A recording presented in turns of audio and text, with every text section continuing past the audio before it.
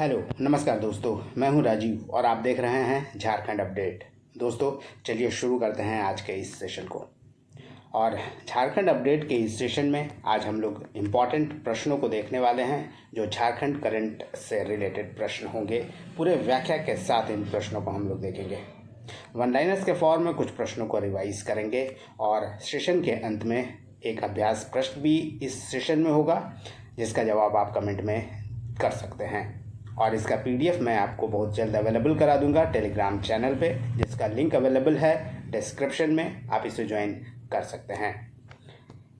दोस्तों चलिए शुरुआत करते हैं सेशन की।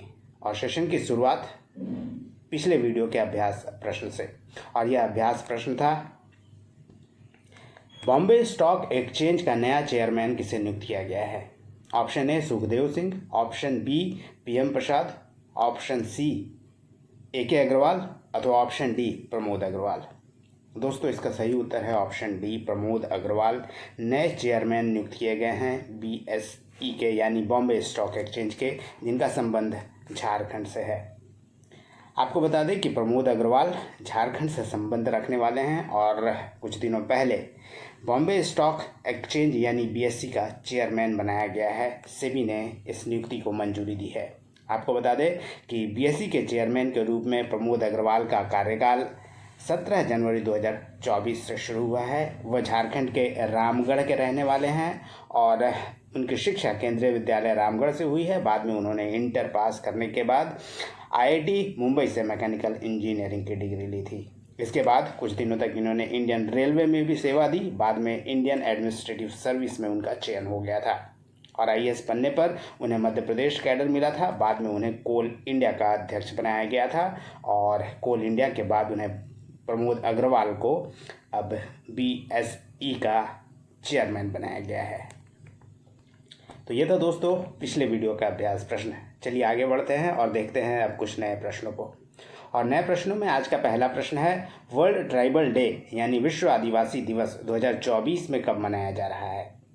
ऑप्शन ए 9 अगस्त, ऑप्शन बी 9 सितंबर, ऑप्शन सी 9 अक्टूबर अथवा ऑप्शन डी 9 नवंबर।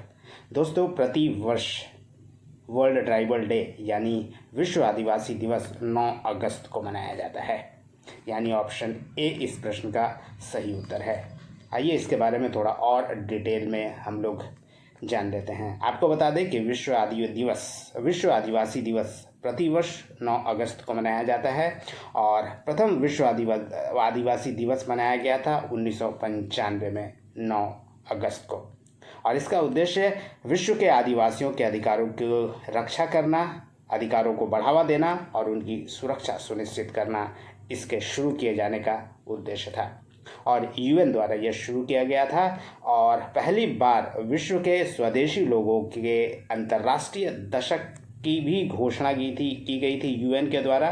और यह जो अंतर्राष्ट्रीय दशक था स्वदेशी लोगों के लिए, यह कह सकते हैं कि आदिवासी लोगों के लिए, वो था 1995 से 2004 तक। और पहली बार जो विश्व आदिवासी दिवस मनाया गया था वो 9 अगस्त 1995 को मनाया गया था।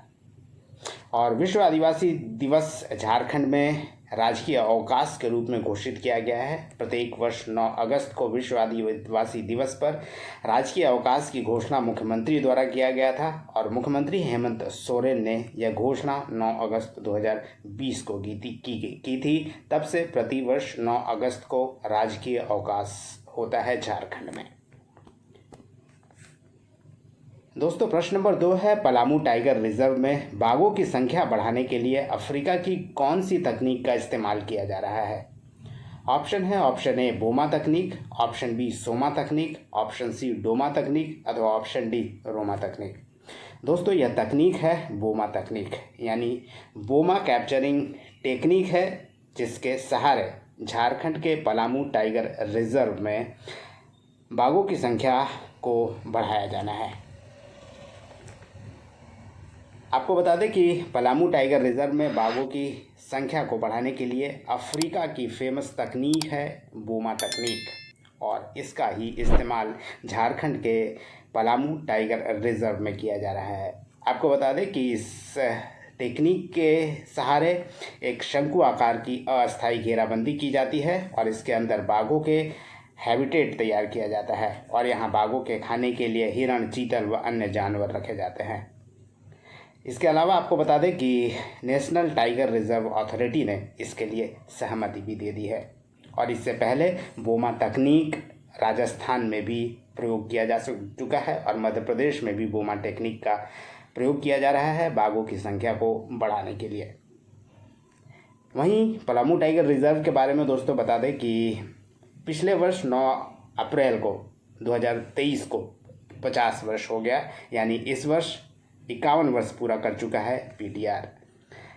और टाइगर सेंसस भी 2022 में कराया गया था पूरे देश में। इसके तहत पीटीआर में बाघों की संख्या 3 बताई गई थी टाइगर सेंसस के इस रिपोर्ट में, जबकि कुछ दिनों के बाद एक बाघ इसमें और आ गया और अब वर्तमान में पीटीआर में बाघों की संख्या 4 हो गई है। आपको बता दें कि 1974 में पलामू टाइगर प्रोजेक्ट शुरू किया गया था, तब पीटीआर में 50 बाघ हुआ करते थे। बाद में इसकी संख्या लगातार घटती गई। 2005 में इसकी संख्या 38 हो गई, 2007 में 17, 2009 में 8 और 2013-14 में 5 और 2018 में बाघों की संख्या पीटीआर में 0 बताई गई थी और धीरे धीरे फिर बाघों की संख्या यहाँ बढ़ रही है।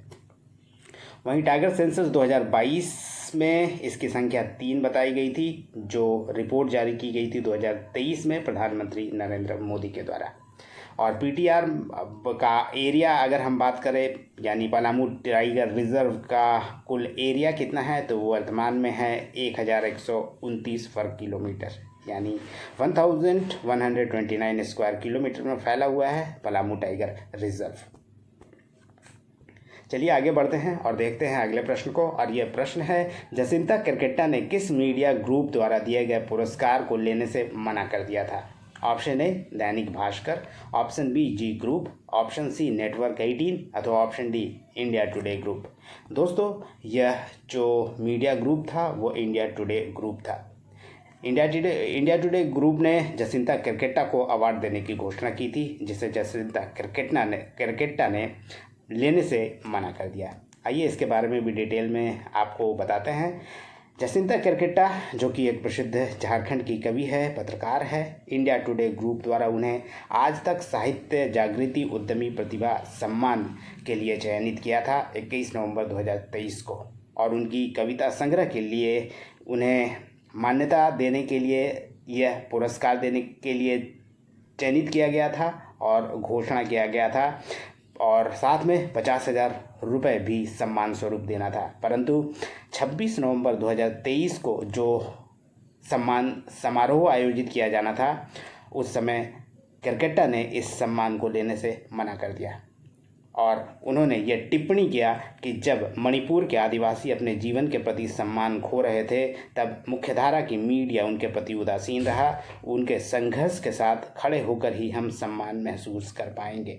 इसका अर्थ ये हुआ दोस्तों, मणिपुर की जो घटना पिछले कई दिनों से देखा जा रहा है, सुना जा रहा है, उससे काफ़ी आहत थी जसिंता केरकेट्टा और जो बड़े मीडिया ग्रुप है वो उस पर ध्यान नहीं दे रहे थे, उस तरह का फोकस नहीं था। इस कारण जसिंता केरकेट्टा ने यह सम्मान लेने से मना कर दिया और यह इंडिया टुडे ग्रुप द्वारा दिया गया उन्हें सम्मान था। इसके अलावा जसिंता केरकेट्टा के बारे में दोस्तों थोड़ा बता देते हैं आपको कि जसिंता केरकेट्टा एक युवा कवि, लेखक और स्वतंत्र पत्रकार है। झारखंड की है, वह हिंदी में लिखती है और आदिवासी पृष्ठभूमि की हिंदी कवित्री है। 1983 में 3 अगस्त को इनका जन्म पश्चिमी सिंहभूम जिले में हुआ था और उनकी जो प्रसिद्ध काव्य संग्रह है, जिसे आपको भी याद रखना चाहिए, वह है पहला काव्य संग्रह उनका अंगूर है, जो हिंदी अंग्रेजी में है। आदिवाणी कोलकाता से प्रकाशित किया गया था 2016 में और यह अंगूर का जर्मन संस्करण हिंदी जर्मन में ग्लूट नाम से जर्मनी में प्रकाशित हुआ है। वहीं उनका दूसरा काव्य संग्रह है, हिंदी इंग्लिश में द्विभाषिक है, जड़ों की ज़मीन, और इसका अनुवाद अंग्रेजी और जर्मन में भी हो चुका है, जो प्रकाशित भी हो चुका है। और जसिंता केरकेट्टा का तीसरा और प्रमुख और काफ़ी फेमस जो काव्य संग्रह है वह ईश्वर और बाजार है। तो ये 3 काव्य संग्रह जसिंता क्रिकेटा का काफ़ी फेमस है, ज़रूर याद रखिएगा। अंगोर, दूसरा जड़ों की ज़मीन और तीसरा ईश्वर और बाजार। और ये भी ज़रूर ध्यान रखिए कि अंगोर का जो ट्रांसलेशन किया गया था जर्मन भाषा में, उसका नाम ग्लूट है, जो जर्मनी में प्रकाशित किया गया था। नेक्स्ट प्रश्न है, झारखंड के किसानों की कितने लाख रुपए तक की कृषि ऋण माफ़ करने की घोषणा की गई है? ऑप्शन ए 1 लाख रुपए, ऑप्शन बी 2 लाख रुपए, ऑप्शन सी 2.5 लाख रुपए अथवा ऑप्शन डी 3 लाख रुपए। दोस्तों, झारखंड सरकार ने ये घोषणा की है कि जो किसान हैं झारखंड के, उनके 2 लाख रुपए तक के लोन जो है माफ़ किए जाएंगे। 50,000 से 2 लाख के बीच के लोन को माफ़ किया जाएगा, झारखंड सरकार के द्वारा ये घोषणा की गई है। आपको बता दें कि झारखंड के 1.91 लाख किसानों का 2 लाख तक का कृषि ऋण माफ़ करने की घोषणा की गई है और किसानों द्वारा 31 मार्च 2020 तक के लिए गए 50,000 से 2 लाख तक के ऋण को एक मुश्त समाधान के तौर पर माफ़ कर दिया जाएगा। ये घोषणा हाल ही में कृषि मंत्री बादल पत्रलेख द्वारा किया गया था।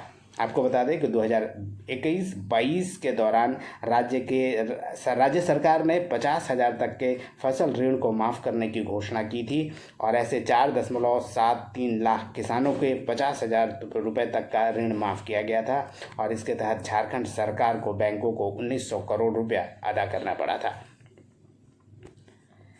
दोस्तों, चलिए अब देखते हैं एक और प्रश्न, और यह प्रश्न है, सुशांत मार्डी व अंशुमन बारिक किस खेल से जुड़े खिलाड़ी हैं जिन्होंने झारखंड के लिए अंतर्राष्ट्रीय प्रतियोगिता में 2 गोल्ड जीते हैं?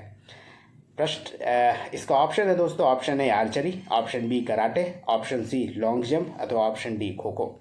दोस्तों, ये दोनों सुशांत मार्डी और अंशुमन बारिक कराटे से जुड़े खिलाड़ी हैं जिन्होंने अंतर्राष्ट्रीय प्रतियोगिता में झारखंड के लिए 2 गोल्ड जीते हैं और ये अंतर्राष्ट्रीय प्रतियोगिता आयोजित किया गया था नेपाल में। इंटरनेशनल कराटे में झारखंड को 2 गोल्ड सहित 25 मेडल हासिल हुए हैं और पहला इंटरनेशनल शोटोकान कराटे कंपटीशन का आयोजन कराया गया था और यह 2 दिवसीय आयोजन कराया गया था नेपाल में। अंतर्राष्ट्रीय शोटोकान कराटे प्रतियोगिता 1 से 2 जून 2024 के दौरान कराया गया था, जिसमें झारखंड ने कुल 2 गोल्ड 7 सिल्वर सहित कुल 25 पदक जीते थे। यानी 2 गोल्ड 7 सिल्वर 7 2 9 और 16 ब्रॉन्ज कुल 25 पदक जीते थे। वहीं गोल्ड मेडल जीतने वाले जो 2 खिलाड़ी हैं झारखंड के, वे हैं दोस्तों सुशांत मार्डी और अंशुमन बारिक।